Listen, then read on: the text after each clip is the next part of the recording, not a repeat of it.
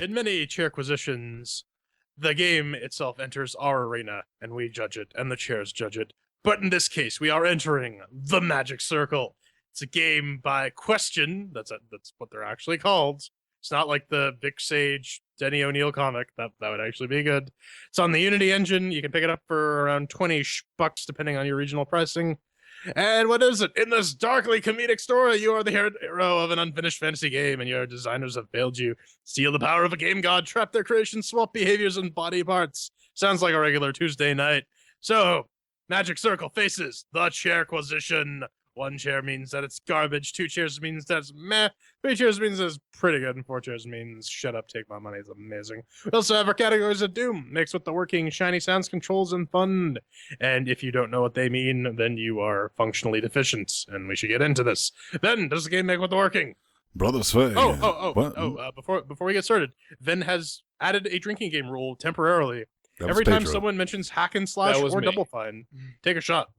Or it's Pedro, whoever. Well, it's been a while since I played Hack and Slash. Anyway, how does this make with the working? On the 980 powered 4K displayed octa-core box of business running Ubuntu 1404 LTS.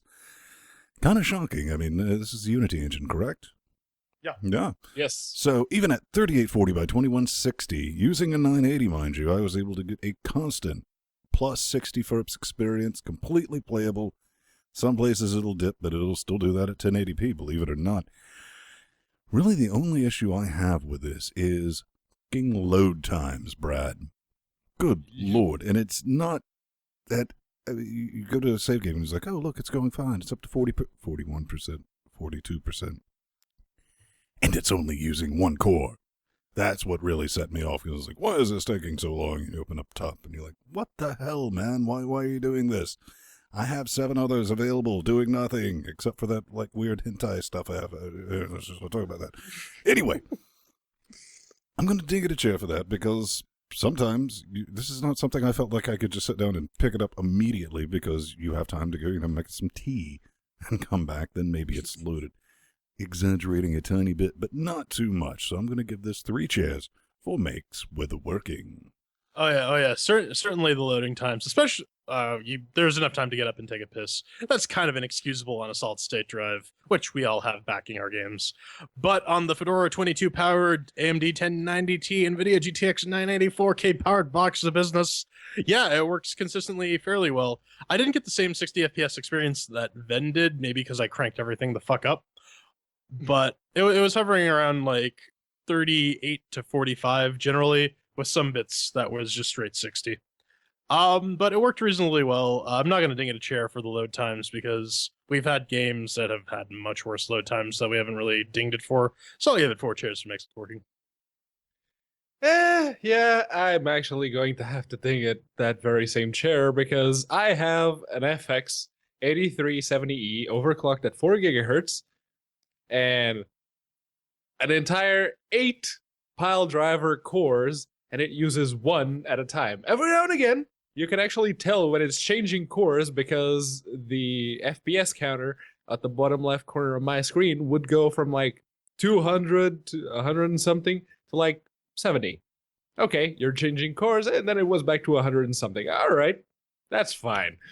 But yeah, I don't have just the 1 SSD backing it up for the load times. I have 2 Samsung 850 EVOs in RAID 0. It has no fucking excuse. What's RAID 0? takes- I've never heard that terminology. The what? What's RAID 0? I've never heard that. RAID 0 I think he means, is when I think he you means have... YOLO RAID. Oh, YOLO RAID. Okay, never mind. Yes, YOLO RAID. I forgot we had that one. But yeah, so for me, it gets 3 chairs for mixed with the working. Yeah, it's kind of nice because I have the CPU monitor up at the top left on the other monitor. And I'm like, why is it so low? And my CPU fan is freaking the fuck out. Oh, yeah. So that's 3 chairs for mixed with the working. Up next is Shiny and Sounds. Ven, take it. Shiny and sounds. Let's get to the right spot here on the notes. Okay. So, yeah, like I was saying, 40K, well, 40K, yes. Welcome to the future that does not exist. Warhammer 40K, am I right? Yeah, that's for people who are too stupid to figure out D&D, right? 60 FERPs with Other way Unity, around. completely amazing. Then again, 8 cores, mine are all clocked at 4 gigajoules myself, so really just impressed with that. I genuinely was digging the art style, even when it hit like 3D hipster pixel. It was like, that's jarringly different. Okay, but you kind of alternate back and forth between that business. And when it comes to, I mean, the shinies they're there. I like it. I just like how that's put together. I like the aesthetics of it. But when it comes to sound, there's not a whole lot to say in the area of sound. Basically, well, what you get instead, in place of those sounds, is some fantastic voice talent, some great acting in that. So, I could excuse, I mean, not having your pews and all that, which are there. There's like, it makes a sound when you go, your hand barfs rainbows, which is kind of interesting. But, and your monsters go, and all that. But, I mean, it's there. But I enjoyed it. I think it's well put together in the shinies and in the sounds department. I'm going to have to give this 4 chairs. Yeah, I mean, certainly the voice acting is top notch, and the writing is good enough to back it as well. You got James Urbaniak, otherwise known as Dr. Venture on the Venture Brothers, playing the lead designer. Ashley Birch is playing the QA tester, and there's some other woman whose voice I don't recognize. Apparently, according to IMDb, her name's Eva Ladare, though I don't know. Anyways, the art style is also really, really cool. Honestly, I think just because you can take creatures and stuff from the hipster pixel world and bring it into the 3D world, it provides a really interesting juxtaposition as this sort of game that's at war with itself. I'm not quite 4 chairs. It's not completely mind-blowing in the looks department, but it's damn close with the sound, so I'll give that 3 chairs. Yeah, it is the second Unity game, which I'm never sure if it's just the engine fucking up or if it's actually on purpose. Since I'm in a good mood when it comes to this game, I'm just going to assume that just like hack and slash, it was intentional. The pixely remains from the old engine contrasting with the high poly count models and textures from the new one gave me a right proper headache. You see, I have astigmatism, and when it comes to some things being pixely and others being really sharp, my eyes don't like that. It gives me a really, really nasty headache. So you don't watch a lot of Japanese porn, do you? Not a whole lot, no, unfortunately. But I actually managed to finish the game. My eyes just glazed whenever there was that dichotomy going on. But the voice acting in this game is fucking spot on. It's... In all things in life, it's better to stick to what you know, and when what you know is to talk about video games, if you have a game that's satirizing the entire video games industry in like 3 or 4 hours of gameplay, and you work your voice acting around that, that's amazing. I still have to think in a chair because of the whole pixely versus non-pixely mess, but it's still a very solid 3 chairs. Yeah, eye stigmata will do that too, especially when you're shooting blood out of your eyes. It's brilliant. Up next is that's 3 chairs total. Up next is Control. Well, this is your standard gerbil keyboard input fare, man. Nothing really unusual to report about that. And what kind of blew my mind, we'll get into it a bit later, but full X-Clone controller support, completely playable with this. I'll explain a bit more about that later on. No issues. I mean, even when you're playing with your gerbil and your keyboard, everything's logically mapped out. I didn't even bother to try to reassign anything. I was like, oh, that all works, and, it's the bee's knees. So here we go again. Look at this. Another 4 chairs. All right. Yeah, no, it's your standard WASD first-person shooter fare. Nothing really wrong with that. The only thing I'm going to ding it a chair for is and Ven and I will espouse about this at length in the fun section, but micromanaging your little party members is really, really tedious, especially when you got to cycle through like 6 or 7 of them, and you just want to, no, I want this one, no, I got to cycle through every single one, or I got to summon them all to me where they're all going to consume this 2x2 block of space and then hope I click on the right one. So I'll ding it a chair for that, but otherwise pretty spot on. 3 chairs. Yeah, I had to create a specific profile in the Rocat Linux software for my mouse, because even at 400 DPIs, which is like the minimum it'll actually do, if I still so much as sneezed in the general direction of the mouse, it would still do a full 360-degree turn. It's stupidly sensitive. The slider thingy for the mouse sensitive doesn't seem to do anything. And that's actually a problem with Unity. This is not the first game that does that, but it's actually been the first in a while to do this. While that in itself is enough for me to ding it a chair, there is one thing that I have to commend this game for. You see, in most games, if you saw a wall which had like a hole in it, and you thought, hey, maybe I can fit through there, and you go and you try to get through it, only to find out that there's an invisible wall preventing you to do that. In this game, they actually made the collision detection really, really tight. So in that forest right at the beginning of the game, if you see a little hole in the brambles that you can get through, you can actually get through it. It's really, really good and refreshing to see when it comes to a game being developed on the Unity engine. 3 chairs from me. All right, so that's 3 chairs for Control. And finally, we have fun. Ben, did you enjoy yourself? Brothers Fing, did I enjoy? Check this noise out. This game comes on strong, Brad. I mean, the first 30 minutes is just pure, unadulterated amazeballs. It's like a truly unique experience that, I mean, it's just masterfully crafted. Seriously, it is. But you gotta notice, what do you mean by that first 30 minutes, Vin? Well, other than, I don't want to say that I've, soured on this game, but it kind of lost most of its charm, and it kind of did it with a quickness. Seriously, after an on of exposition, I just wanted the game to shut the fuck up and get on with it. And this is kind of where it comes in with the controller support that we're going to make a callback to. Because sitting here in like first-person shooter mode on a game that, you know, it is first-person, but there's not a whole lot of action going on at any given point, kind of puts you in that mood. I mean, your body organ, it's waiting for shite to get real, and, well, just outside of a couple of puzzles, it really doesn't, Brad.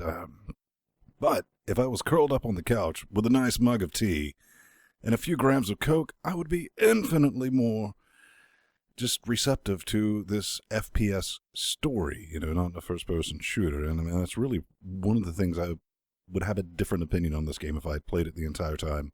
Like on the Steam box, chilling out and doing that, because it's more of an exploration type joint. And that's the thing. But let's get into that minion management, because that does turn into a bit of a nightmare situation later on in the game. Like hack and slash, take a shot, programming all the little creatures, I mean, it just becomes tedious as hell, because I need this one to do this. Oh shit, I made this one attack it. God damn it, don't do that. But it's kind of fun having your mushrooms follow you around, and naming them is pretty interesting. The puzzles... We got a thread on Chatroom about that, don't we? I know, we do. When we check that out, Chatroom Dynamic, the puzzles are simple enough for a Windows user to sort. So keep that in mind on the difficulty curve. And the combat genuinely feels like somebody played a console real-time strategy game and said, that's busted as fucking all. I'm going to have me some of that shit. I mean, that's really how your waypoint coming down with the magic finger thingy of click and point comes down to positioning your enemies and all that.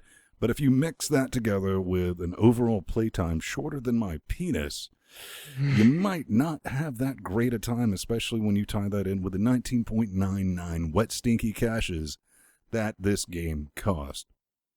All that said, it's 2 chairs. I mean, it seems like something that just could have been a lot more, and I know it's kind of weird saying it kind of feels unfinished, like, but you see, yeah, that's the point of the game. That's kind of the point. So yeah, that's my thoughts. Yeah, it's certainly a good kind of different, like Ben said. It is a very unique experience. I mean, it's similar in concept to your hack and slashes, take a shot, and to some extent even your Brutal Legends, just sort of the way you handle the squad-based combat, which is really the only way you can interact with the world beyond filling shit in with color or barfing rainbows out of your hands or whatever that unicorn was doing in the pre-show video. That's more or less analogous to what you're doing in the world. Um, Yeah, like Vin said, the inventory management, you basically just go through, take all characteristics. Okay, I gotta kill this guy, take his characteristics, resurrect him, give this giant floating head legs that are kind of weird now. Let's just spend a couple minutes watching this idiot walk around. Yeah, so some of the puzzles, I don't know. They're fairly open-ended, which is nice because you can approach them in however way fits your particular playstyle. I got choked on a couple of them just because I'm like, I was legitimately overthinking them, and if you don't pay attention to all the dialogue, sometimes you miss important hints. Like I was just sort of spacing out.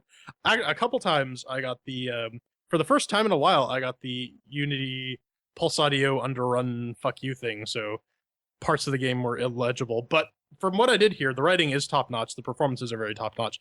It is fun to listen to. It is certainly fun to play, edging at the upper end of 2 chairs. Close to 3, but not quite. So I'm gonna give it 2 chairs. Yeah, the typical mouse sensitivity issues from Unity and the graphics that sort of call back to Saturday morning RPG make it so how's that for some nice stigmata? Yeah, make it so that I can't really give it 4 chairs. But putting that aside for 1 minute, it is a very good game. It doesn't tell you what to do exactly. It usually shows you what to do. It lets you explore. It lets you make mistakes. It doesn't exactly punish you for making those mistakes. Quite the opposite. Sometimes you have to make those to see, oh, so if I die and then I can walk on ghosted stuff and get to the other side. Okay. All right. But it takes a bit of the Metroidvania genre and puts it in a Portal-esque situations with puzzles that you have to approach with some lateral thinking. And everyone around you actually treats you as a player, not just a character in a game. They recognize you. You're a player. You're playing a game. You're testing their game, as it were. Can you really call it a fourth wall break when they actually acknowledge that? Yeah, I don't know. But yes. most of the game's humor is pretty good. Like every game that actually attempts to satirize gamer culture, there's a few cringe-worthy moments. Thankfully, it's just a few of them, and I don't know. I think they were intentional. But yeah, from what I saw, and I actually finished the game, like I mentioned earlier, it is relatively short. You should be able to finish it in like 3 or 4 hours if you're not bent on actually exploring everything and getting everything. There's a whole lot of content in this game because once you actually finish it, you can keep on playing it. There's still more for you to do. And the freeform puzzles, quote unquote, you can miss if you're not actually actively looking to do everything in the game. There's so much going on. I can't give it 4 chairs, but I will give it a very solid 3. All right, so that's 2 chairs for fun. Tally everything up, we get a 2-chair game for the Magic Circle. I'd say 2 chairs with an asteroid, just because it is pretty fun. It's not your usual 2-chair fare. I would say it's that higher pedigree. Final thoughts? Congratulations to the fine folks at Question. I'm still not entirely sure what it was they were trying to do, but I'm pretty sure they nailed it. And with that, we're closing off the Chairquisition.